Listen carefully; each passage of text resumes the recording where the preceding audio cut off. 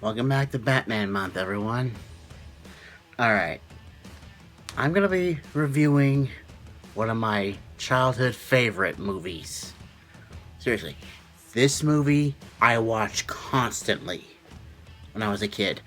In fact, the tie-in video game I've played like a bazillion times, and this might be the first Batman movie I ever saw that started out with his origin story. And everyone thinks that like, oh, it shows his parents being killed. It shows his parents being killed, and it's just like it's been overdone so much. They might as well make action figures on it. Well, in this movie, if you actually give it a chance, it actually works. This is my review of Batman Begins.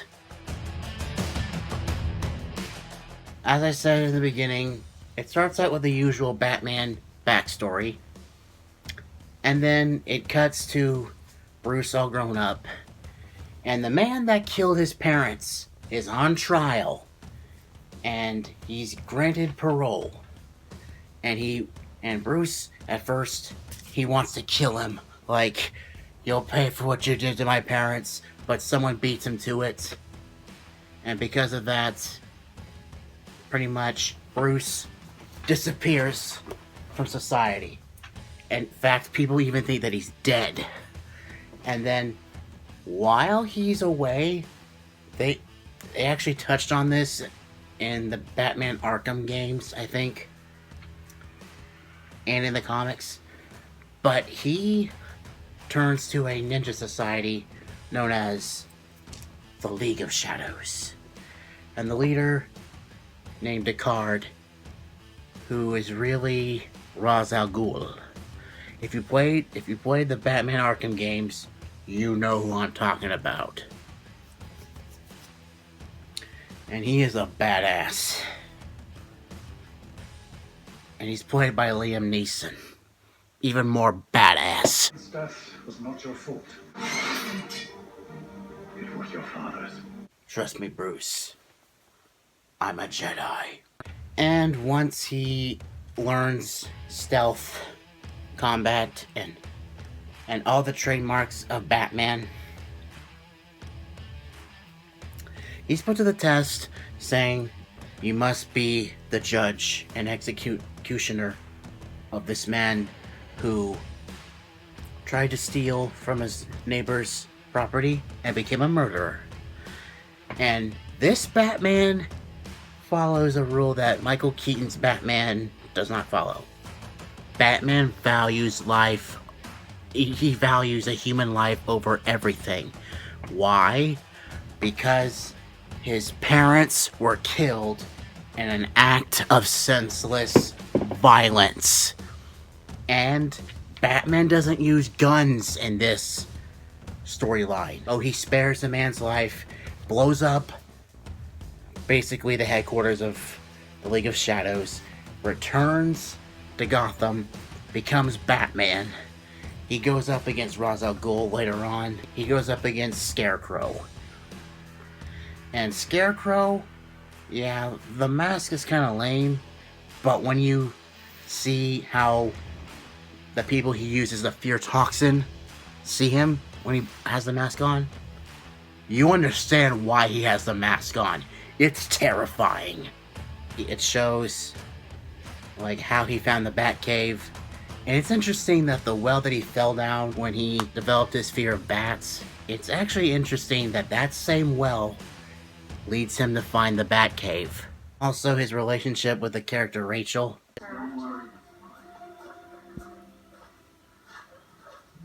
I actually find it interesting that they, throughout their lives, they exchange this one, like, spear-shaped stone. Like, they exchange it to each other, back and forth throughout the movie. I actually think that's kind of interesting. I love how it's conspicuous that Christopher Nolan didn't be like, oh, notice my directing, I'm awesome. I'm not M. Night Shyamalan, thank God. Yeah, he's not all up in your face about it. Ra's al Ghul and the Scarecrow, try to contaminate Gotham's water supply with the fear toxin. And Ra's al Ghul ends up dying. Scarecrow ends up being committed. He does come back in the sequels, but more on him later. This is a perfect way to set up the story of Batman. And people say that this is the weakest installment in the Dark Knight trilogy. I mean, it has its problems, but I mean, what movie doesn't? Alright, with Bruce Wayne, Batman, Christian Bale, he is my favorite Batman. He's the best Batman ever.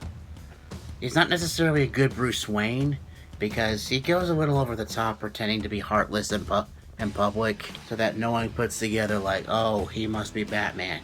I think that's kind of lame. And I do like how he uses like the mentality of Daredevil. The best way to deal with your enemies is to strike fear into your enemies. You see how he uses his stealth, which is a staple of Batman. And you learn how he can disappear out the window. Batman 89, he did that. There was not a single mention of whether he was taught by ninjas or he can just magically do that. It's never explained. But I do like how Christopher Nolan explained that. Katie Holmes, I love Katie Holmes, but the one thing about the character that I don't like, she smiles when she really shouldn't. I really hate you, Bruce. I love how she's not afraid to put Bruce in his place. They don't really have any chemistry. It's almost like casting the ex-wife of Tom Cruise to be a bad idea. Shut up, I like her. Now with James Gordon. Justin, why does he look familiar? Benny, who's that? How about this? That is Sirius Black. Don't tell me you've never heard of Sirius Black. Got himself locked up in Azkaban, he did. Killed 13 muggles. The godfather of Harry Potter.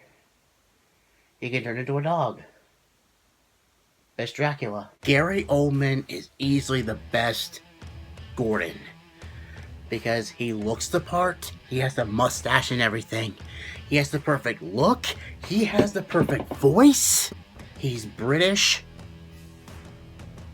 But you could easily believe him to be American. He does have his funny moments. Ra's al Ghul, him being played by Liam Neeson. Having Qui-Gon Jinn and Sirius Black in the same movie. I think I just had an orgasm. What I didn't like is that in the Dark Knight trilogy, in all three movies, the Scarecrow gets hosed. Like, seriously. Watch Batman the Animated Series. He's easily one of my favorite villains besides the Joker. And the way that they dive into his character and his backstory is incredibly interesting. Hose this guy. It's piece perfectly cast. Towards the end, the only badass moment he has ends this way. Freaking ridiculous. And another thing that I don't like about this movie, Christian Bale always has a talk like this. Put the boy down, Harvey. Please pass the butter.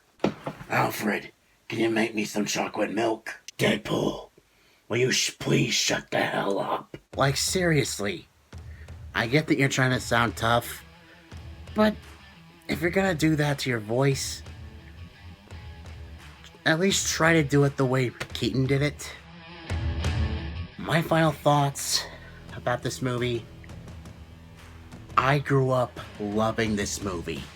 And all these years later, I still laugh at every joke. Even though I know what's coming. Even though I've seen it a gazillion times. I'm still willing to watch it a gazillion more times. And everyone complains about how long the movie is. It's Christopher Nolan. Of course it's gonna be long. And it dives into the psychology of Batman. It shows like how not only was he mentally scarred because of what happened to him as a kid, being attacked by those bats, like, oh, but it shows how his anger and hatred toward the man that did it twists his soul, but ultimately decided to choose justice over vengeance. And that is how you tell a story of vengeance. It shows that that person, even though the anger and hatred twists them up inside, that person is still there. That person is still good. And that's why I love this movie. I definitely recommend it. Well, I hope you all enjoyed the video. Till next time, stay positive and stay awesome, everyone. See ya.